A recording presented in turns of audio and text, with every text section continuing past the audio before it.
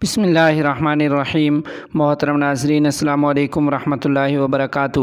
بتاریخ 21 رمضان المبارک 1444 ہجری مطابق 13 اپریل 2023 عیسوی بروز جمعرات دوپہر کے لمحات میں رکن مجلس شورا دارالعلوم دیوبند و مسلم پرسنل لاء بورڈ کے صدر و ناظم ندوۃ العلماء لکھنؤ مفکر اسلام حضرت مولانا سید محمد رابع حسنی ندوی نور اللہ مرقدہ کے سانحہ ارتحال کی الم انگیز خبر ملی۔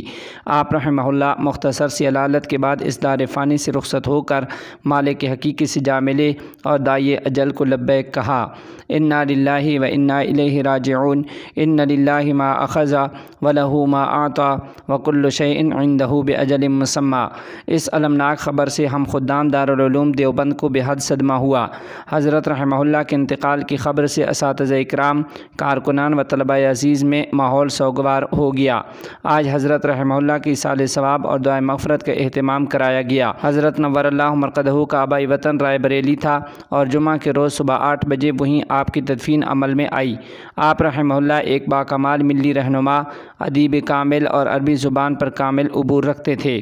آپ کی تصنیف کردہ کتابیں 31 عدد ہیں۔ عربی ادب و ثقافت میں اختصاص کے ساتھ آپ کی اردو تصانیف بھی کم نہیں ہیں۔ آپ کی ذات فکر و نظر، علم و عمل، دیانت، تفقہ، تدبیر و تدبر، خلوص و للہیت کی مجموعہ تھی۔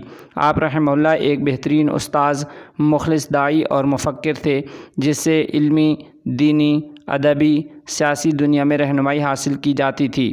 آپ رحمہ اللہ مفکر اسلام حضرت مولانا سید ابو الحسن علی ندوی رحمہ اللہ کی تربیت یافتہ اور آپ کے علمی مشرب سے فیض یافتہ تھے۔ انہی کی طرح جامعیت و بلندی فکر و خیال کی سچی تصویر تھے۔ قحط الرجال کے اس دور میں ایسی عظیم شخصیت کا رخصت ہو جانا بے شک عالم اسلام کے لیے بڑا خسارہ ہے اور دارالعلوم بھی اپنے ایک اہم رکن سے محروم ہو گیا۔ لیکن اس حقیقت سے کسی کو مجال انکار نہیں ہے کہ اس ثبات دنیا میں دوام و قیام کسی کے نصیب میں نہیں ہے۔ ہر ایک کو دارالعمل سے دارالجزا کی طرف جانا ہے، لیکن فرشتہ اجل جب کسی عالم کبیر نابغہ روزگار شخصیت کے دروازے پر دستک دے تو موت العالم کی صدا گونج جاتی ہے۔